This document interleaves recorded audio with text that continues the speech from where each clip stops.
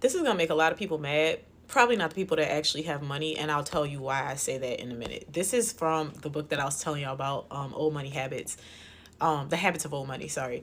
And it's old money spends less on cars as a percentage of their net worth than any social class. And he says this is an obvious point given that old money can have $10 million in the bank and have a car worth 10,000 in the driveway. More importantly, old money also thinks about less about cars than any other social class. Cars are acquired to function, providing safe, reliable transportation for family. They are not acquired to impress others, attract attention, or compensate for deficiencies in character or physique. Wink, nod. Let me clarify that every time I bring this book up, I don't really like to read it on here because people like, why are you reading that? Nobody cares about old money. But the book is not about how to be old money. The book is about how to practice the habits and the traits of old money so that you can maintain the money that you do have. If you don't have money, it helps you to save money in hopes that you can get money. And so what he's talking about here, is the idea that, and what he's not saying, and this is why I say people who actually have money are not going to really care about this. They're probably not even watching this video. Hello. When he's talking about the practices and the habits that people have with money, he's talking about it in relationship to the fact that a lot of people who finance cars are typically financing cars because they can't afford to buy the car. Like, who has $50,000 to put down on a car all at once? And so people will finance it. But I want you to make the connection to what he's actually saying, because even if you're going to finance a car, if you're financing something that you can't afford, you should just get something that is feasible, right? And within your means, right? But people will finance a car that they can't afford because they're financing it, but then they make matters worse by getting a car that is more expensive, but it's still a car that's going to get you from here to here.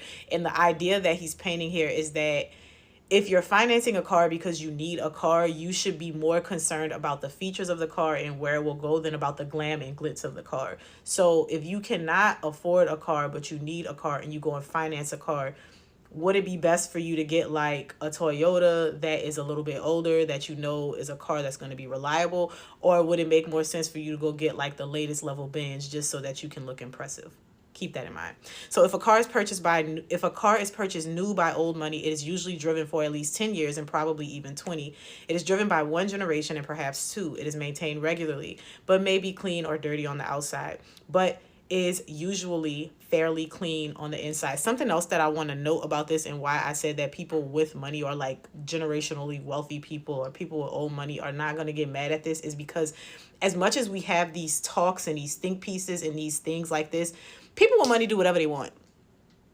They do whatever they want. If they have enough money to do it and they want to do it, they're going to do it. Okay. So again, I don't want you to get carried away in what it is that he's saying. I want you to just listen for the lesson that's in it, and listen to the heart of the message that he's giving, because you have to also understand that this book is not written for people who already have money. It's not written for people who come from those families that have had and maintained wealth for generations.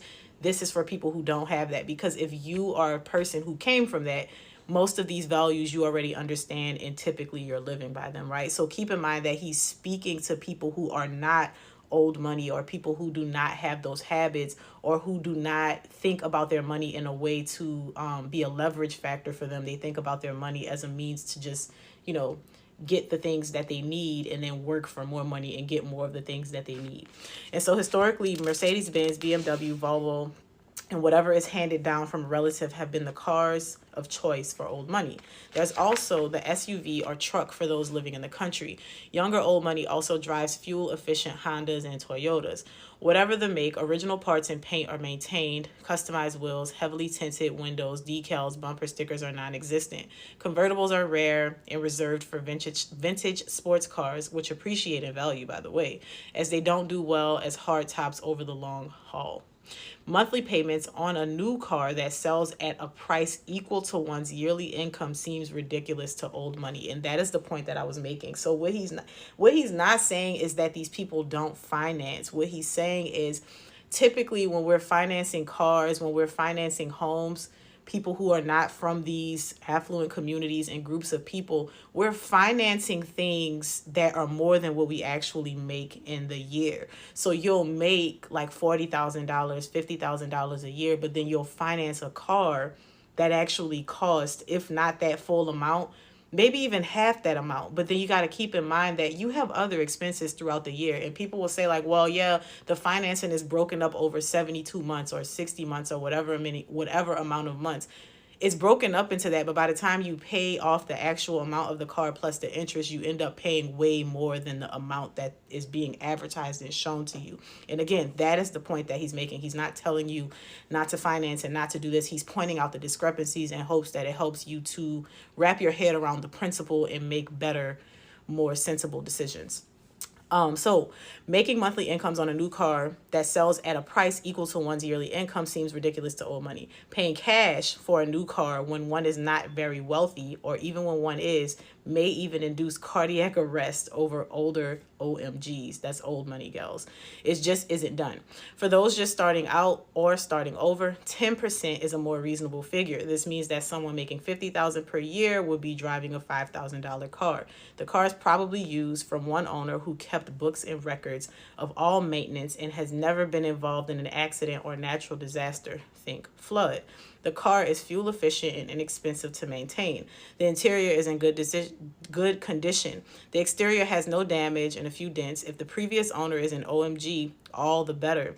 The car has probably been in the garage and not driven into the ground.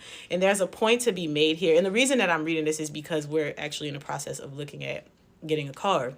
And one of the things that I realized is people, like, we have this thing like, oh, I don't want to use car. I want to make sure that I go to the dealership. I want to get the best deal. I don't want to buy a car from this person. But we also fail to realize, which is something that he talks about as he continues in this, there are ways to protect yourself against buying a beater. And one of them is, I actually got something from TikTok Shop. It's one of those scanners. It's a scanner. You can take a scanner with you and plug it up to the car. Like, you can do your research on a car. You can understand, okay, this had one owner. And nowadays we have things like Carfax. Like, you can look into these things. And I think it's so important that we have these conversations, because we will justify. We'll say, okay, well, what am I supposed to do? You're saying that I only make $50,000, so I should get a $5,000 car, which is probably unreasonable in these times. But the point still remains to not overexert yourself for the thing that you need when there's another option. And this goes into everything that I talk about as far as like simple living. I'm not saying if you got money, you got to live like in a drought. What I'm saying is most of us are doing things that are damaging to our lives, and we do things that have always been done and that just don't make sense, and we continue to do them and we wonder why we're still suffering. So again, remember, I'm not really trying to tell you what to do even. I'm just presenting information that I'm reading from a book. So if you aren't very rich, the dumbest thing you can do is go out and buy a new car. The car depreciates in value the moment you drive it off the lot. A used car does not. When you buy a new car, you're paying for the new car dealership overhead, which includes advertising, sales, commission, rent, and so on. When you buy a used car from an individual, not a used car dealership, you're more likely to pay for the value of the car and little else. Some may say you're simply buying someone else's trouble. Old money says not if you do your homework. And that's what he's referring to. He's kind of silencing that excuse that a lot of people don't like to buy from other people. I remember my dad, I had a car, and then my dad bought me a Mustang for Christmas when I got my license. And 6 months later, this lady hit me, totaled the car, and he got me another one just like it in a different color. And I later learned he got those cars from like these guys who lived out in the country that had those cars. They were the only owners of those cars, and they just took good care of the cars. And he got it for a good deal, paid some cash, got his daughter a car, moved on. And those cars were reliable. I never had any issues with it. Well, I mean, the first one, I only had it for 6 months, so I don't really know how many issues I could have had in 6 months. But they were reliable, and he was getting it for his teenage daughter. So it was like however much he paid, it was worth it to him. He didn't go to a dealership. He got it from a person, and he did his homework because he also wanted me to have a car that was at least reliable, right? And I think that says a lot. And I'm not old money, but I'm just making the point that we should do what is practical, because I do know, and I'm not saying, look, if you got the money, do it. I do know people that will finance cars for their kids when they first start driving. And I always think about that, like, is that the best idea? Because statistics say we gonna crash that thing, girl. But yeah, anyway, I'm gonna keep reading I'm not gonna keep reading because, girl, we had 9 minutes and 37 seconds. Anyway, the point is, don't do things that you can't afford. Don't try to live above your means. Do what makes sense so that you can keep some more of your money. And again, this is coming from the Old Money book.